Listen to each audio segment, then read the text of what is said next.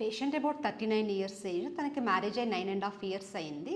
వాళ్ళు ట్రై చేశారు, కానీ ఐయుఐ కానీ ఐవీఎఫ్ వేరే సెంటర్స్లో తీసుకున్నారు, కానీ ఫెయిల్ అయింది. మన దగ్గరికి 1.5 ఇయర్ బ్యాక్ వచ్చారు. వచ్చినప్పుడు తనకి ప్రాబ్లం ఏదైతే ఉందో అవన్నీ ఎక్స్ప్లెయిన్ చేసిన తర్వాత వాళ్ళు అప్పటికి ఏజ్ 39 కాబట్టి బెటర్ ఐవీఎఫ్కి వెళ్ళమని చెప్పి అడ్వైస్ చేశాను. తన ఏఎంహెచ్ అయితే 1 ఉంది. ఓవ్యులేషన్ ఇండక్షన్ డ్రగ్స్ అవన్నీ స్టార్ట్ చేశాము. చేసిన తర్వాత కూడా తనకి ఫాలికల్స్ ఏం పెరగలేదు. Then I advised for IVF. ఐవీఎఫ్లో ఫస్ట్ సైకిల్లోనే తను కన్సీవ్ అయింది, ట్విన్ ప్రెగ్నెన్సీ.